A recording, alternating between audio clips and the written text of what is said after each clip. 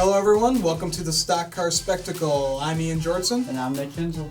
And today we're just going to be talking about what happened at Madison Speedway, what happened at Iowa Speedway. we have a lot to cover about that. That'll be interesting for sure. Yeah, so let's get into the show. I see you got another Trevor Bayne. Of course. But So it's a little different this time. this one I busted out is first career Xfinity Series win. Well, it was a nationwide series back then. So we got the number 16 Ford Mustang. Very nice. I like the Mustang on the side of it. Yeah. So about this car, I got it signed by him at the track this past year after qualifying, but so he was like a non-factor pretty much that entire race, and then with a restart with 7 to go, it's not like he just passed some like schmucks or anything. He took the lead from Carl Edwards, who was in the 60 car, who dominated that race, led over 160 laps in that race.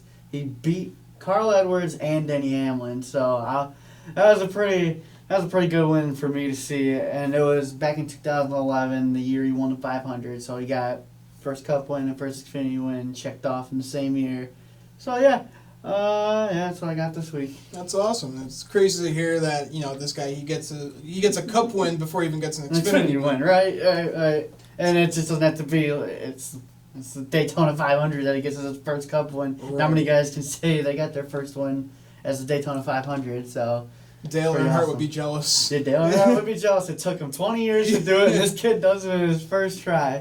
When he's 20 years old. When he's 20 years old. There's something with the 20 with Daytona. Something with the 20, absolutely. All right, so I got Dale Jr.'s 2008 AMP Energy car, National Guard car too. Oh, yeah. I hated it that Junior was leaving DEI, but when they showed this car, I fell in love. Scheme right there. Yeah, and one of the first cars I saw, because my first race was in 2008, so I got Chicagoland. Yeah, and the National Guard car, I got that, the 164 as well, and that's like, we saw like the cutout car of that, so me and my dad went and took a picture with that. Yeah. So this car, both these paint schemes bring back a lot of good memories, so I figured why not get those out today. Oh, absolutely. Especially since we're coming up to Chicagoland Speedway next week. 7 more days and I'll be there. Oh, yeah. And we'll be pulling up on that Wednesday. Oh, yeah. Hopefully there'll be no rain. Hopefully no rain. Setting up in the rain would be a rough time. Yeah. We've done it before and it's not fun. All right, so let's talk about this ARCA race at Madison Speedway. Let's talk about the Chandler Smith show is what we should really talk about. So Ty Gibbs was in the lead before they had a little rain delay up there. And then from there on, Chandler Smith was fast all weekend. He was able to beat Michael Self with some hard racing, bumping and banging. Madison's a short track. That's what you expect. Yeah, and you know what? There was actually, it was a lot more exciting racing than we've seen the past 3 weeks. So let's see. How many cars finished on the lead lap in this one? ARCA needs to do more short tracks. Oh, yeah, they got to stop. This at Chicagoland next week is probably going to be a snooze fest. Yeah, I can see Michael Self going to victory lane there. That'd be nice. 2 years in a row. 2 years in a row. Let's see if we can get some results here. Oh, wait, we got some results right here. Here we go. Shorelands 200. So Chandler Smith got the win. But this website... So, 8 cars this week. Yeah, it's not bad. I mean, out of how many that entered? 8 out of 18. 18 again. What's up with this 18? Ooh, Haley Diggin. Her car blew up or something. Car blew up, yeah. Started 8th. And, yeah, she finished 12th. Down 11 laps. Well, this is just the thing right here because 8 cars finished on the lead lap and 9th place was 2 laps down. Right. Hey, boys, I'm bringing you home a top 10, but I'm going to run 2 laps down. Yeah. Nothing to really feel proud about. How about that? And 13th was, oh my God, even like 10th place. The top 10 car, the last car in the top 10 was 5 laps down. Like, how does this happen? And he was running too. Mm-hmm. What was the fastest time in the race? Well, Chandler Smith's best time was an 18:34, and some of these guys are running 19s, 20s. Jeez. I don't even know who half of these people are. Oh God! Like from 15th through 18th, all look like guys in their 50s. We got Brad Smith. Don't know who he is. He finished 149 laps off the pace. He only made it 51 laps. Oh, but get this. Dale Shearer, who finished in 18th, he completed 2 laps. Good for you, Dale Shearer. Nice job, Dale. Making all the Dales proud. Making all those Dale fans proud out there. I'm going to buy some merch. He's driving for Kimmel Racing, too.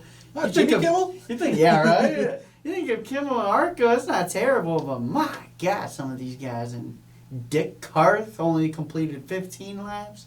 And we got the Dick Bros right here. Dick Doney only completed 10 laps. So Dick and Dick finished 16th and 17th. Ah, Dick and Dick, all right. Oh, man. Speed of 77 miles an hour. Wow. Chandler Smith's best speed was 98 miles an hour. So 20 miles an hour slower. The ARCA series, I've said this like 3 weeks in a row, is a goddamn joke. It really, and it wasn't this bad before.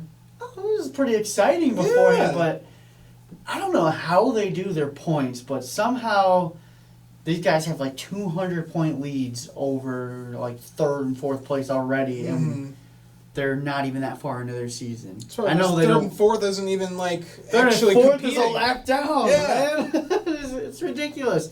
Like you could say, like, oh yeah, hey, I'm so and so. I ran top 10 in ARCA Series points. 10th place is probably 1,000 points behind, right? Because you got your 10th place driver running 5 laps off the pace. That's why you don't hear a lot of guys coming from ARCA. The ARCA. You hear them coming from the K&N. It's like we talk about this before. You and I could start an ARCA team, and we could beat the Dick Bros right there. Yeah, we can make it more than 2 laps. Dick Bros Racing. Let's start it. Dick Bros Racing, and I want both of them on our team. Let's do it.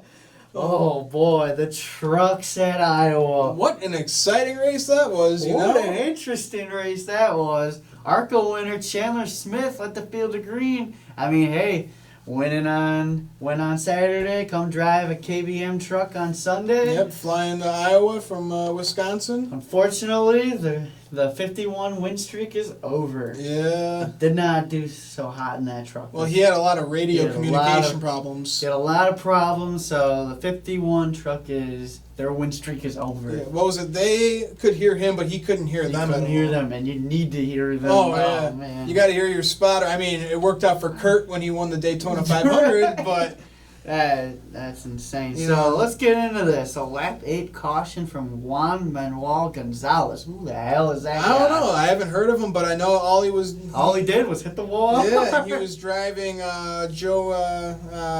what's her name? Jennifer Jo Cobb. Yeah, he was driving her truck. The 10. That truck's not going to run. No, the truck doesn't compete at all. It's a joke anyway. And so then we have Ross Chastain winning stage 1, but as we all know from the news that we've heard, Ross Chastain got disqualified for his truck being too low. And lost the appeal today. That's right. I heard about that when I got off work. So Matt Crafton, he wins stage 1. Then Ross Chastain doesn't win stage 2. Ben Rhodes. Yep, there goes Ben Rhodes. For the penalty.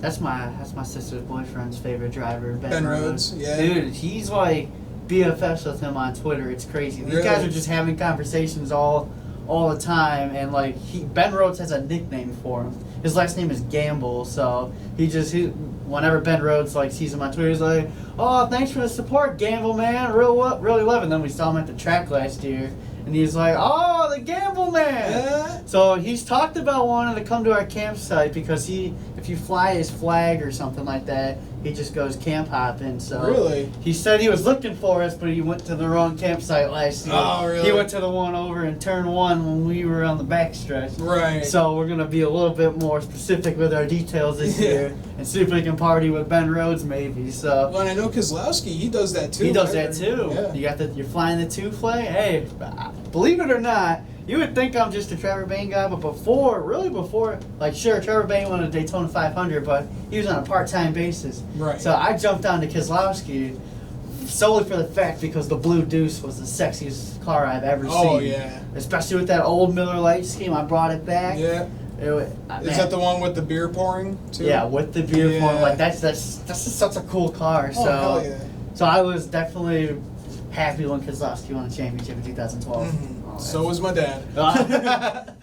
So then we have 63 to go. Here we go. Johnny Sauter gets spun by Austin Dillon. You know, they're both bumping and banging. Austin Hill, I'm sorry. I see an Austin. So used to Dillon spinning somebody, though. Yeah, for real.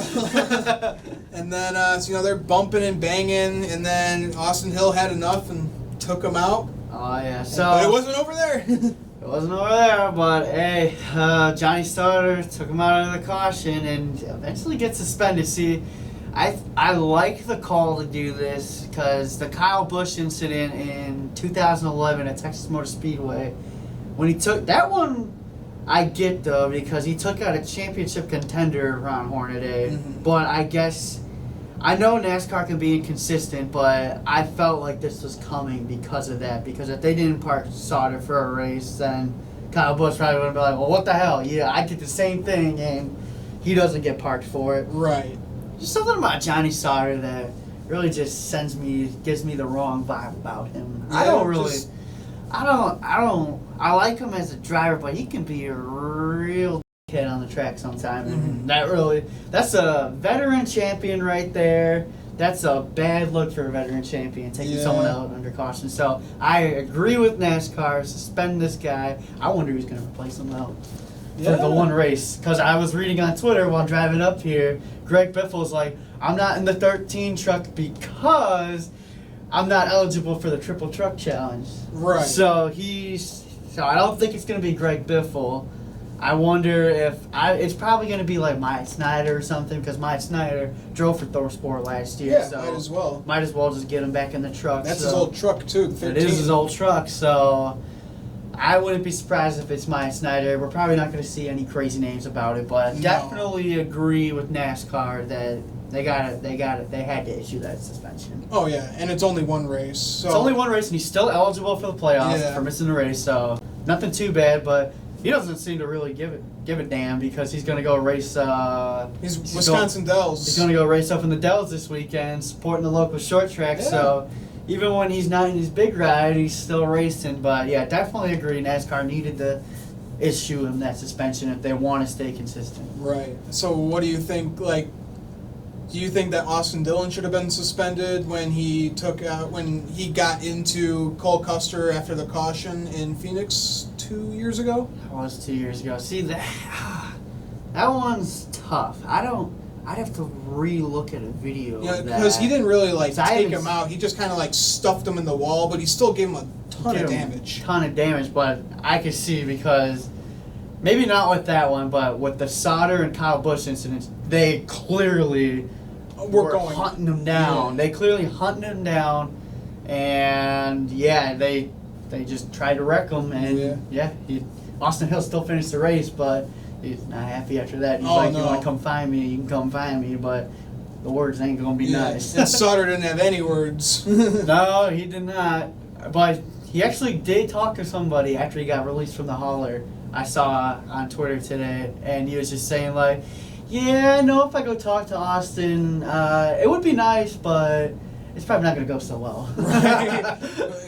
Knowing Johnny Sauter, they don't know where that's going to go. What that kind of reminded me of was Jeff Gordon never got a suspension, did he? After he took out Burton? Boyer. Oh, remember Boyer at Phoenix? He never got a suspension, but that wasn't under caution. Right. He just waited for him under green. He kind of just slowed down. So, I don't know.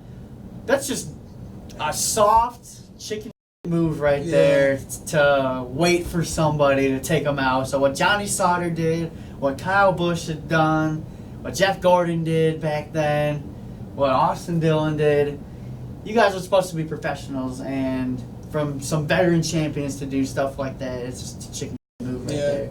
Matt Kenseth as well. Yeah. Matt Kenseth was funny, though. I was all about that. Joey Logano. Well, he deserved it all the way, and everyone at the track loved it too. On the radio after checking out, was like, holy cow.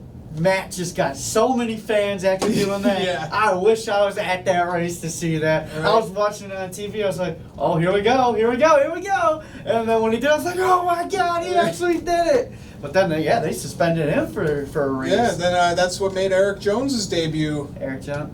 Right? Yep. That was His Cup debut was in the 11 car at Bristol a couple years back. It was a long rain delay. It was right before Steve Burns died. Oh, it was Hamlin's back, wasn't it? Hamlin's back, so they had that long rain delay. Eric Jones says he was taking a nap when he got the call, like, hey, you want to come drive at Bristol? We need you in the 11 car. I think that was his Cup debut. If not, it was when he took over when he drove that Kansas race when Kyle Busch was injured. Oh, yeah. It was one or two. It's the same year, so I know, like, Joe Gibbs used him a lot for driving those Cup cars when they were experience. Yeah. And unfortunately, not working out for him. Not working out so far, but We'll get into that another time. So let's get in. So we have Ross Chastain taking the checkered flag. I was so happy. Yes. This guy, I was like, yes. Like, the Melon Man Challenge is complete. Celebrates with the watermelon in victory lane. He throws it on the ground, even cleans it up after. But soon after, I got a text from my sister's boyfriend saying, Ross got DQ'd. And I was like, what? No, he didn't. Yeah. I go on Twitter, truck too low, failed inspection, and given the penalty. So not only he loses the win, he gets last place points, and no other further penalties after that, but losing the win and last place points is not what he needed, because now he's in an even bigger hole. Because he's got to win again, but he's got to do it legally this time, and he's still going to be screwed with points. Yeah, still got to get in top 20. Because he was set up perfectly. He wins this race, and he's only like 14 points out of 20th, so he was going to do it. But I'm confident that truck can win again. Oh, without a doubt. They got to do it legally this time, though. But they were complaining. They appealed because they were saying that the truck was too low because of damage. But either way, the truck being too low, I don't think that gives him an advantage at all. No. Ross Chastain went out and dominated that race. He got beat. Even Brett Moffitt was declared the winner after Chastain got DQ'd. And even Brett Moffitt wasn't too happy. He was like, yeah, a win's a win, but that's not how you want to win them. I feel bad for Ross because we didn't have the truck to do it. Yeah. He did. He went out and he won all 3 stages. Well, didn't now, but he did. So with the truck being too low, that's what this height stuff. NASCAR's rules are just sometimes they're a little too confusing. Like, I get it, you gotta have rules in place, but for something like that, to lose it like that, right? Especially pre-race inspection too. His car was fine. He passed pre-race inspection, so how does the truck just get too low during the race? It had to have been something that happened, but it sucks because now the Melon Man Challenge is back on, but I hope he wins at Chicagoland now. Oh, yeah. And does a big old FU to NASCAR, like, he's not going to do it. He's not going to give a big old FU to NASCAR. Right. That's the kind of guy he is. He's the most respectful man in racing. Most respectful guy in racing, but, man, that sucks to lose one like that because he didn't just, like, show up at the end and win. He dominated that race. Even Brett Moffitt said his truck wasn't as good as Chastain's was, so that sucks, but hey, I guess you gotta follow the rules. Gotta follow the rules. It's the first time a winner's been DQ'd since the 60s, so. Yeah, that's true. First time since this new rule was implemented, so this is the first one, and you hate to see it happen to a fan favorite. Exactly. Like, give me Kyle Busch all day. Give me Kyle Busch all day. Failing inspection, but it's got to be a fan favorite. They knew it was going to happen. That's how it's got to happen. You know, you got to break the hearts of fans. But hey, coming to Gateway this weekend, I expect that truck to be fast, and we're back on a mile and a half next week. So I think they'll get another win. I just don't know points-wise because they are running out of time. I think he's got 6 races to go now. I think he can do it. He's always running, top 10, top 5, so. But this was his most dominant race ever. Yeah. Like, he was going to be set in with those stage points, too, Yeah, he loses his stage points as well with, that's 2 playoff points that he just lost right there. That really could help him in the end, but gotta follow the rules, I guess. Yeah. And I read, I was driving up here, too, because I was stuck in traffic coming up here, that Nice Motorsports is almost considered just pulling out.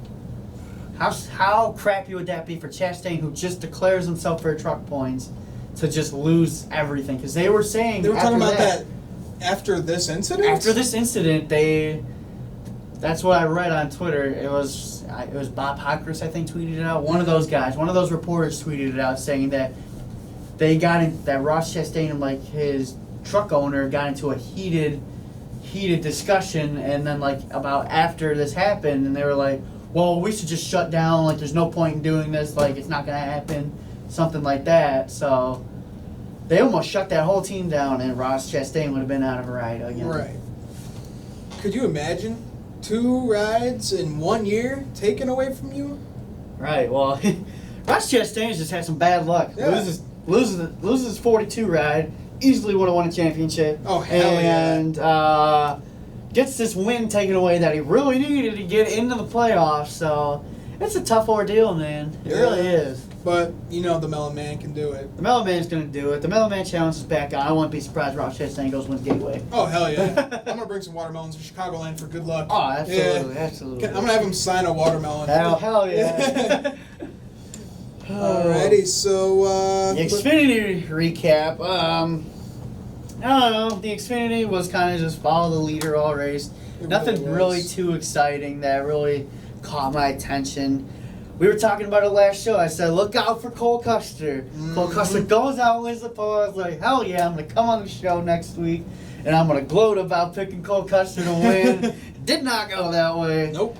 Caution out, 30 to go. David Starr engine blows up. Another schmuck. And then 12 to go in stage 1. Joey Gase, another starting Parker. Iowa goes native. hard in the wall. Iowa native, though. And Bell wins 7th stage of the season. Christopher Bell's back. Yeah. Well, when did he ever leave? When did he ever leave? Yeah. And then we got Brandon Brown exiting the race. He's overwhelmed by fumes. That was a little scary. That was a little scary for sure. And Tyler Reddick had problems in this race. Mm-hmm. Yeah, he was having some real bad problems. That was not a good Tyler Reddick race right there. No. And then also that stood out to me is Noah Gregson had himself a good run. He put himself in a hole early. He was able to rally back, and on like the last restart, he drove his way up to 6th. He went from like, I think it was either 16th or 19th to 6th in the final 10 laps. So right.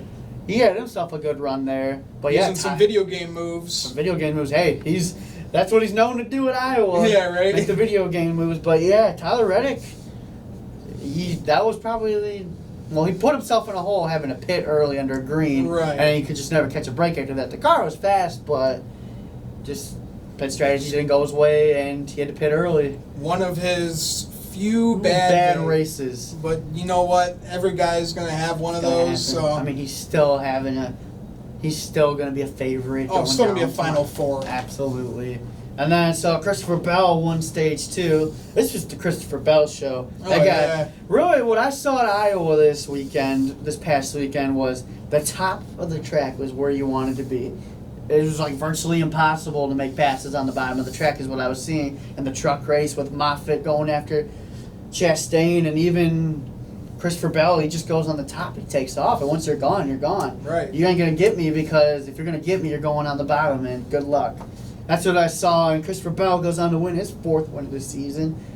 And what I don't like is that people are just trying to make like a big 3 for the Xfinity Series of Christopher Bell, Cole Custer, and Tyler Reddick. What, like last year with the Cup? Last year, the Cup Series. I hate this I hate these big 3s, because what did we see that happen last year? We had a big 3 in the Cup Series, and none of them won the title. Joey Logano snuck in there and won the title, but yep. That's why I don't like these big 3s, because you never know with this really not so good playoff system. It's good for entertainment wise, but not for true champion wise. Right. It's not good to have like a big 3, because their odds are they're really not good. They have just about a good a shot as everybody else does. So. Exactly. Like one of them could, lose it in the round of 8. Like what happened to Truex a few years ago? Yeah. His engine kept blowing up. Oh, what was that, 2016? When he didn't make. I don't think it was. No, 2016 was a championship. No. Was 2016 championship year? Yeah, 2017 was championship year. 16 was Johnson. 16 was, Truex had a fast car, but it was like Kyle Larson too. That was Kyle Larson's most dominant season in Cup. Yeah. His breakout year, I think he got like 3 wins on the season, or 2 or 3 wins on the season. And what happened? He's out in the round of 8 because of blown engine. Yeah. He got nothing that was his problem. The worst luck possible, and that's it. Yeah. You can have the most dominant season. like true champions have really. The last true champion I really saw be crowned was Mark Truex Jr. in 2017. Oh, dominated that season, dominated, and that was the last one. I mean, well, Joey Logano was. Joey Logano had a good season last year, but it wasn't a dominant fashion. Not as good as Harvick or Kyle, man. Not as good as Harvick or Kyle or even Truex. Truex was still fast last year. Oh, I mean, he was right there to the end, but man, yeah, I don't like big threes because everybody's got just as good a shot to win as any of those people that are in the big three. Oh, hell yeah. Maybe for the Xfinity Series, maybe not so much. So I kind of get why that, but a big three in the Cup Series, no. Yeah, because any of these guys can go out and do it. Like Chase Elliott, he came out of nowhere last year. He could have been named a big three. Oh, Chase Elliott's got 4 wins now, I think. Yeah.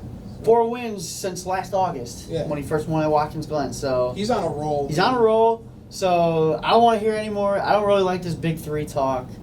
So let's just let these guys do their things because they don't care about it. They're like, what do you mean I'm in the big three? I'm just out here trying to go do my job. It's just a label. It's just a label. It doesn't mean anything. Yeah. And I'm here to race. that's just media, NASCAR media trying to spice things up a little bit. Gotta hype up the fans. Try and get a little juicy story out of it. I'm not all for it. So I don't like the big three talk. So yeah, Bell, 4th win of the season. I mean, yeah, I don't like the big three talk, but really, Bell, Reddick, and Custer are the big three in the Xfinity Series. They're the only 3 that are really doing anything because they've won 10 out of the how many Xfinity races have there been so far this season? Because the 3 of them combined have 10 wins on the season. Yeah. Just trying to think of what races they haven't won. Right, you know. Right.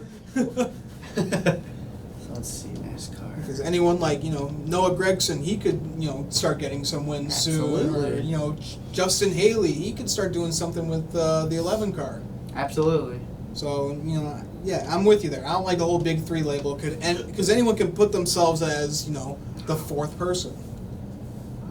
So what races have we had so far? So we've had 1, 2, 3, 4, 5, 6, 7, 8, 9, 10, 11, 12, 13, 14. They've won 10 out of the 14 races so far, so yeah, I get that for being a big three, but in the Cup Series, no. Don't see that. No. I mean, last season, little bit, because Kevin Harvick had 7 wins on the season. 7. Kyle Busch had like 6. Truex had 5. Truex had 5, so yes, but I don't like the label in the playoffs of a big three because you never know what's going to happen. Right. So let's get into Sonoma this weekend. We have DWs. The end of Boogity Boogity Boogity. I know a lot of people don't like DW. How do you not just like a good old Boogity Boogity Boogity? Let's go racing, Gets boys. you excited. Let's go racing, boys. And Danica. Yeah. Yeah, when he threw in those sometimes, like. Most of the time, he didn't even care. No, like, he is a riot to listen to, and I've been listening to him since, the day I was born, whenever he started freaking doing it. 2001, the first NASCAR on Fox broadcast. Unfortunately, under Earnhardt's death, but... He got to call his brother win in the Daytona 500. That's pretty awesome. So that was pretty cool. So, definitely not going to be the same without him, and NASCAR is talking about... They're going with a 2-man show next year in the booth. It looks like it's just going to be Mike Joy and Jeff Gordon next year in the broadcast booth. They're saying that seat's going to be left open. That seat's going to be left open for Kevin Harvick when he potentially retires because Harvick is signed through 2021. So for broadcasting right now, or no, for racing. Any racing thing. He's signed through 2021, so... I think part-time broadcasting for Xfinity, because he is basically a broadcaster. He's definitely going to be a broadcaster when he retires, and it's gonna be Mike, Jeff, and Kevin in the booth, and that's gonna be pretty interesting to hear. Right. But with the day Mike Joy retires, that's gonna be something. Yeah. Mike Joy's been around racing. Well, Darryl Waltrip's also been around racing a long time, but Mike Joy's been reporting since the first Daytona 500 was actually aired live. Yeah, he was a pit reporter at that point, so that's just gonna be weird when Mike Joy's not saying good evening, we're racing from the Bristol Motor Speedway. Yeah. When you don't hear that voice, it's gonna be weird not hearing DW either, but The fans didn't like him, so I feel like the pressure got to him. I think he just got old. Like, to be honest, like, if you look at him, he just, it's not like he looks lost up there, but he just, he came out of the car 25 plus years ago. New. Doesn't really, he's talking a lot about these cars, and then Jeff has to go and correct him and say, like, oh, no, this and that. Because Jeff just got out of the car in 2015. So I think, factors are him being old and maybe people just not liking him, like you said. But again, how can you not like DW? It's just so exciting. Maybe, he'll ramble on sometimes and just like, oh my God. What's this guy talking about? Yeah, same with Mikey. Like, me and my dad were talking, thinking that they might put Waltrip in his spot. Like Michael. I will mute the race. Yeah. I will not have my volume on. I will have music playing because I cannot stand Michael Waltrip in the booth. With the Xfinity and truck he races. Is so annoying. Just the way he talks. Never listened to his podcast? Nope. just the way he talks. Yeah. He was a real too, because I got to meet him in 2014 or 15, one of the years. He was a real about it. So I was not. Just about everybody. Like you think he's like a nice guy on TV, but no, this guy's a real. Like, I went down, I was in the garages, and I was like, "Hey, Mikey, can I get a picture with you?" He's like, "Yeah, I guess." Didn't even smile for it. He's just like looking like that, looking like a little pretty boy. But no, he's a about it. So we'll put that picture here. Do you still have it? I think I do. If you find it, send it to me. We'll put it right here. He is a real kid about it. I'll scroll through my Twitter. I have it somewhere. I tweeted out and I'm like, "Thanks for the picture, even though you were real." I had that problem with Chad Canales last year. I don't know if I told you this. Like, I was in the garage area, and I just saw Chad Canales pass by. I was like, oh, shit. So I go up to him, and I'm like, hey, Chad, can I get a picture with you? And he's like, make it quick. Yeah, like, okay. And so I take the picture, because, I wanted to take a picture with him still. And then, like, I saw some other fans over there, and they're like, did he really just say that to you? And I was like, yeah. Like, what a great guy. What a great guy you are, Chad. So, out of here checking us. So, then we got NASCAR returning to NBC next week for Chicagoland. Yes. I love NBC. The NASCAR on Fox is just a boring broadcast. I don't know. Rick Allen, Dale Jr., Jeff Burton in the booth. There's just something about that. Yeah. And then you got Steve Letarte in his own little area. Yeah, you got Kyle Petty.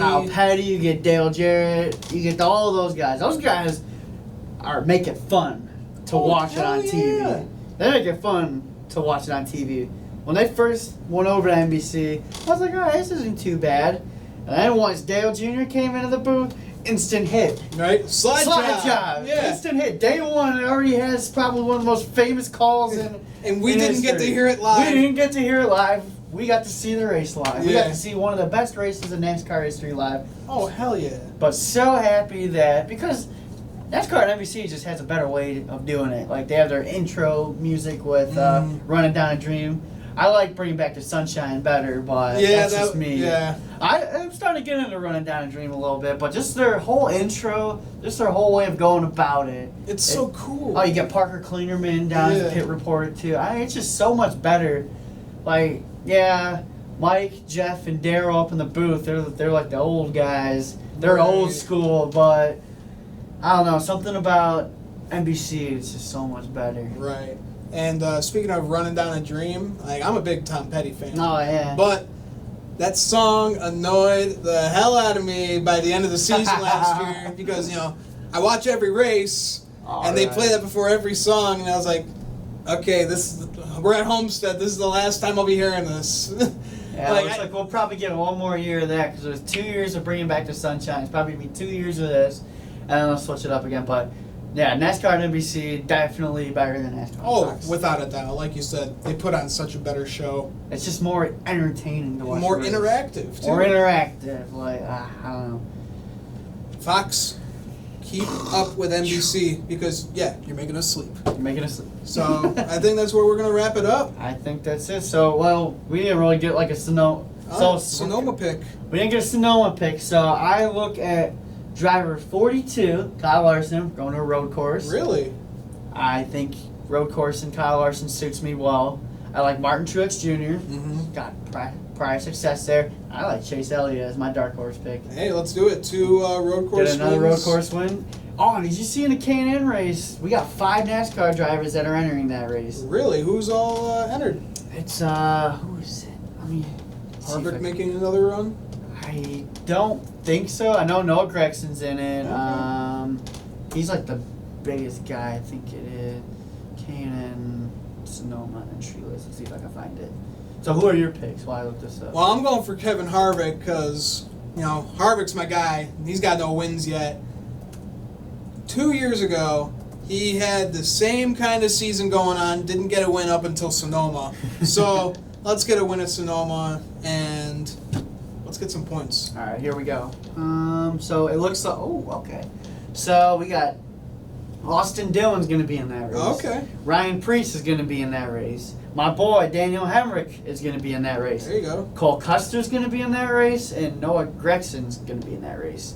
Very Because cool. prior Cup drivers and Xfinity drivers who have been in that race include Kyle Larson, Chase Elliott, Kevin Harvick, Ryan Blaney, Eric Almirola, William Byron, Suarez, Eric Jones, and Alex Bowman. So, I mean, yeah, get yourself an extra day on the track at Sonoma, try and learn something. Those cars aren't exactly the same, but you'll get a feel for the track because we're going back to the carousel at Sonoma, so Exactly. Hey, that'll be fun. it's going to be fun. Yeah. So, if I had to pick a winner for that race, it's probably going to be a Cup driver, but Will Rogers is in that race. Oh, really? And I believe he's running that. He's probably the best on Sonoma for the K&N drivers. At least that's what Right. Haley Deegan said. Yeah. But yeah, so that should be an interesting race, seeing all these Cup drivers in it. And Too yeah, bad we won't watch it live. We'll watch it in 2 weeks when we already know what happened. That's another thing. Still don't understand that. Like, I just don't get it. But you can watch them online, is what you can do. Yeah, but don't you have to pay for a subscription? Yeah. See, we were to get racing for free. Like, I love stock car racing, but I'm a college student. I don't want to be paying for more. Paying to watch the young gun go at it. Yeah. And then we're giving the ARCA series for free. Like, give me the K&N series over the ARCA series. That's why they do it. Like, Jesus, it's terrible. But Well, yeah, I think that's all we got for this week. yeah, I think that's a good spot to end. So, yeah, we had a good show talking about Madison and the Iowa Speedway, what happened with Johnny Sauter. So, Have a nice off weekend, Johnny. yeah, right. So make sure to follow us on Instagram and Twitter. We got the names right here. If you like our shirts, we might be selling them if people want to buy them. So let us know. Send me a DM on Twitter or Instagram. And make sure to subscribe. I'm Ian Jortson. I'm Nick Hensel. And we'll see you next week, guys. We'll get ready for Chicagoland Speedway.